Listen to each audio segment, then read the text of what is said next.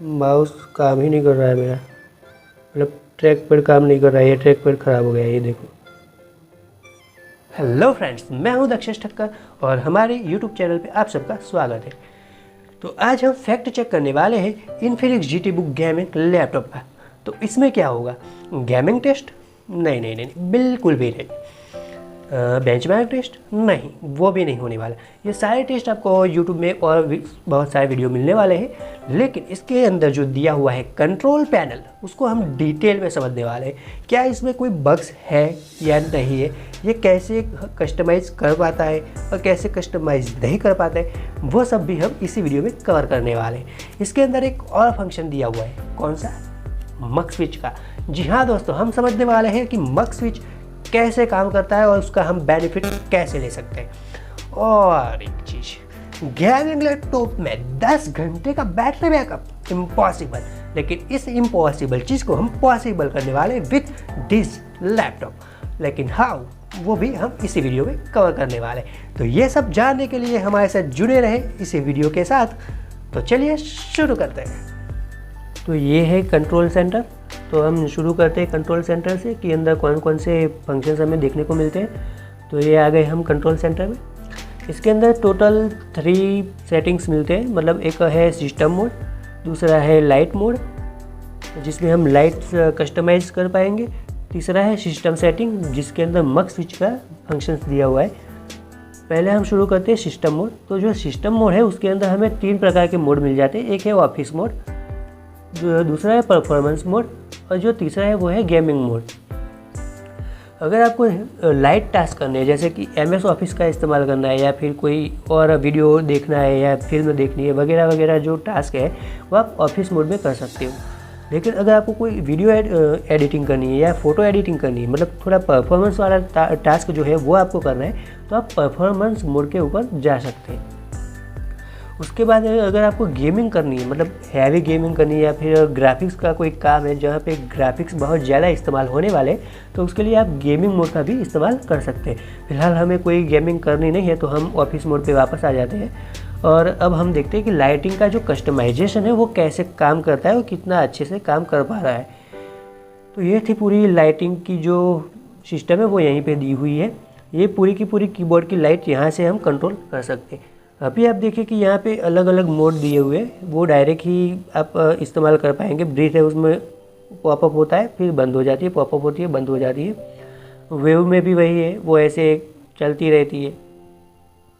Clock है, उसमें colours है वो अपने आप चेंज होते रहते हैं। रेनबो है, वो भी कलर चेंज होते रहते हैं लेकिन एकदम झटके के साथ चेंज हो जाते हैं। उसमें फेड इफेक्ट है, क्लॉक में फेड इफेक्ट आती है, जबकि रेनबो में ऐसी कोई इफेक्ट नहीं है। फ्लो में जो है वो कलर एक तरफ से दूसरी तरफ भागते रहते हैं, वो मिक्स कलर है, मतलब RGB कलर जो बोलते हैं, वो इस फ्लो इफेक्ट में आपको देखने को मिल जाएगा। इसमें आप देखेंगे तो आपको कीबोर्ड में दिखने को मिलेगा।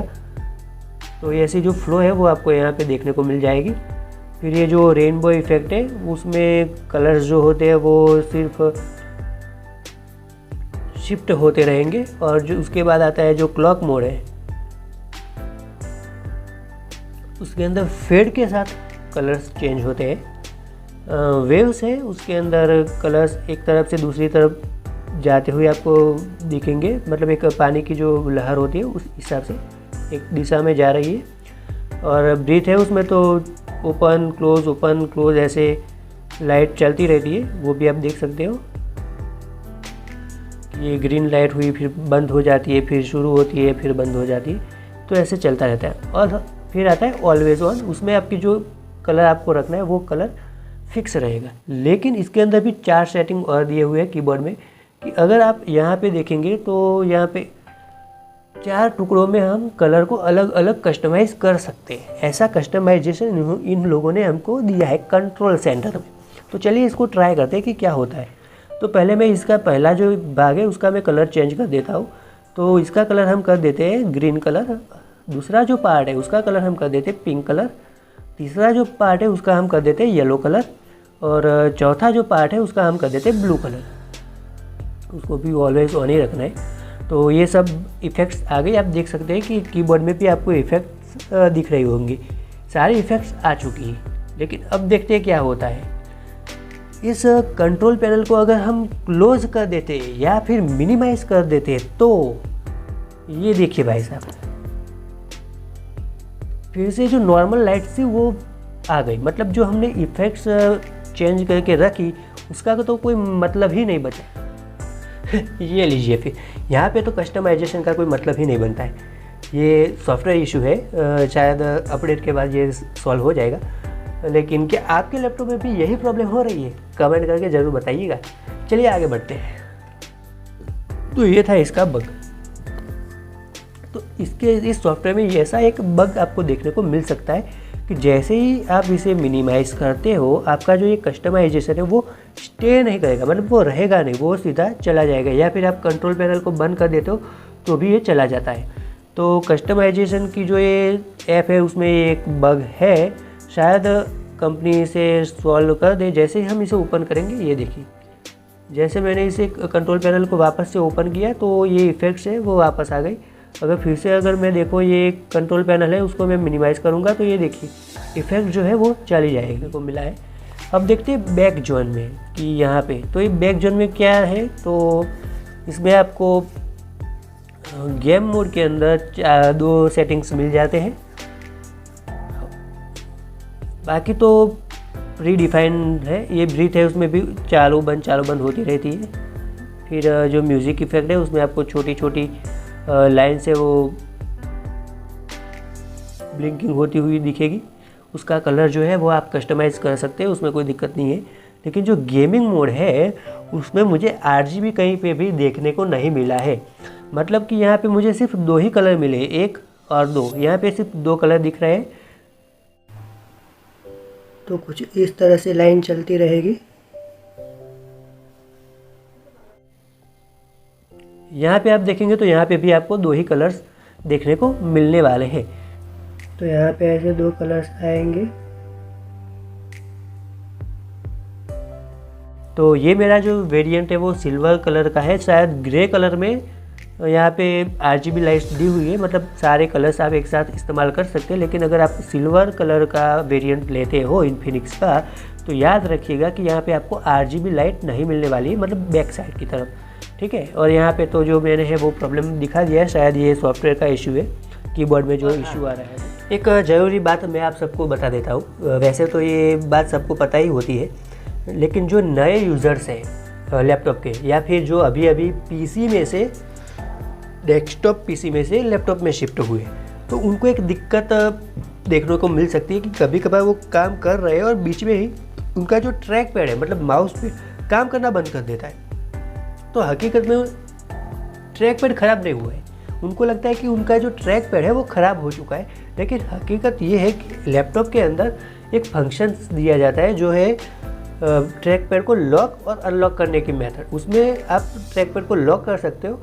ट्रैक पैड को लॉक करने के बाद ये काम करना बंद कर देता है और अनलॉक करने के बाद फिर से ये काम करना शुरू कर देता है। तो जो ये इन्फिनिक्स GT बुक है उसकी एक शॉर्टकट की है FN, मतलब फंक्शन की के साथ F8 प्रेस करने पर ये लॉक होता है और अनलॉक होता है। तो अगर गलती से आपने ये की प्रेस कर दी है तो हो सकता है कि आपका ट्रैक पैड काम करना बंद कर दे, लेकिन घबराने की ज़रूरत नहीं है, आप इसे अनलॉक भी कर सकते हैं। तो ये बेसिक डिटेल्स है, सबको पता ही होती है, लेकिन मुझे लगा कि आपके साथ एक बार शेयर कर देनी चाहिए ताकि आपको दिक्कत ना हो।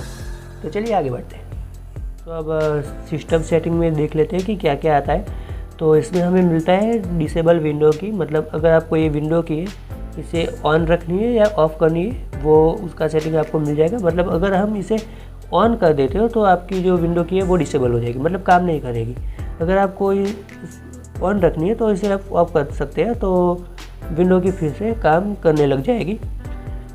फ़ैन की स्पीड आपको मैक्स रखनी है नहीं रखनी है वो भी आप यहाँ से ऑन ऑफ कर सकते हैं। USB charging in of mode आपको करना है नहीं करना है वो आप यहाँ से कर सकते हैं। मेन आता है मक्स स्विच, वो भी ऑप्शन जो है वो यहाँ पे दिया हुआ है। इसके अंदर आपको मिल जाता है dedicated GPU mode only, dynamic mode only and integrated GPU mode only. मतलब आपको DGPU में चलाना है या iGPU में चलाना है या फिर डायनेमिक में चलाना है, ये आप यहाँ से सेट कर सकते हो। मतलब अगर आपको हैवी गेमिंग करनी है और ग्राफिक्स का काम करना है तो आप DGPU ओनली में भी शिफ्ट हो सकते हो, और अगर आपको मिक्स टास्क करने होते हैं तो आप डायनेमिक में भी रख सकते हो। और iGPU मतलब अगर आपको लाइट टास्क करने हैं, बहुत ज़्यादा आपका कोई काम काज है नहीं पीसी पे, आपको सिर्फ फिल्म देखनी है या फिर MS Office, Word, Excel, PowerPoint ये सब इस्तेमाल करना है, तो आप iGPU ओनली में आप लैपटॉप को चला सकते हैं। तो चलिए जानते हैं उस जुगाड़ के बारे में जिससे इस लैपटॉप की बैटरी चलने वाली है 10 घंटे तक। चलिए देखते हैं कैसे। तो चलिए देखते हैं वो कैसे हम करेंगे पावर का जुगाड़। तो उसके लिए हम सबसे पहले जाएंगे सेटिंग में। ये हम सेटिंग्स में चले गए। उसके बाद सेटिंग्स के अंदर सिस्टम सेटिंग मिल जाएगा, दूसरे नंबर का ऑप्शन है। उस सिस्टम के अंदर हम देखेंगे तो हमें यहाँ पे 5वें नंबर का एक ऑप्शन मिलता है पावर एंड बैटरी। देख लीजिए, आप अपने हर एक लैपटॉप में ये वाला ऑप्शन देख पाएंगे। तो ये सेटिंग सबसे पहले कर लेना, जिससे आपकी जो बैटरी बैकअप है वो इंक्रीज़ हो जाएगा। इसके अंदर हम चले जाएंगे। उसके बाद यहाँ पहला ही ऑप्शन आता है एनर्जी रिकमेंडेशंस। इससे क्या होता है कि आपकी जो पावर इफ़िशियंसी है वो कई हद तक बढ़ जाती है। इसमें हमें 9 स्टेप आपको देखने को मिलने वाले हैं। ये सारे के सारे जो स्टेप है वो आपको एक्टिवेट कर लेना है, मतलब जो ये कहा हुआ है उस तरह से आपको सेटअप कर लेना है। इतना सेटअप करने के बाद हमें क्या करना है, तो यहाँ पे हमारे पास कंट्रोल पैनल जो है, ये कंट्रोल पैनल में जाके अगर आपको गेमिंग नहीं करनी है तो आप कंट्रोल पैनल में जाके यहाँ पे iGPU ऑन ले कर दीजिए। मतलब iGPU मोड पे आपको पूरा का पूरा पीसी चलाना है। आपको डेडिकेटेड जो GPU है वो आपको डिसेबल कर देना है, क्योंकि हमें ग्राफिक्स का कोई काम है नहीं, सिर्फ ऑफिस काम ही करना है। तो ये देखिए मैंने सिर्फ iGPU ऑनली किया हुआ है और ये जो है DGPU वो इनएक्टिव हो चुका है। तो इससे भी आपकी जो बैटरी बैकअप है वो बहुत ही हद तक आगे बढ़ जाएगा। अभी मैं आपको बताता हूँ कि 10 घंटा बैटरी बैकअप इसने दिया है कैसे। तो मैंने इसके अंदर 2 घंटे फिल्म देखी थी, और वो फिल्म देखने के बाद मैंने देखा कि यहाँ पे जो बैटरी के जो परसेंटेज है वो सिर्फ 20% ही डिक्रीज़ हुए थे। ये जो बैटरी दिख रही है वो 20% ही डिक्रीज़ हुई थी 2 घंटे फिल्म देखने के बाद। तो आप अंदाज़ा लगा सकते हो कि ये कम से कम 9-10 घंटे तो आराम से चल जाता है। मतलब अगर आप ऑफिस वर्क के लिए या एक स्टूडेंट हो या फिर सिर्फ मूवी देख रहे हो या फिर MS ऑफिस या लाइट टास्क कर रहे हो, तो इसमें अच्छा खासा बैटरी बैकअप आपको देखने को मिल जाता है। तो आखिर में ये था जुगाड़ बैटरी बैकअप बढ़ाने का। तो इस तरह से आप ऑफिस वर्क करने के लिए अपना जो बैटरी बैकअप है इन्फिनिक्स GTBook का वो अप टू 10 हॉर्स इंक्रीज कर सकते हैं। तो अगर आपको हमारी वीडियो अच्छी लगी हो तो क्या करना है वो तो मुझे बताने की ज़रूरत है नहीं। मिलते हैं फिर अगली वीडियो में, तब तक के लिए बाय बाय।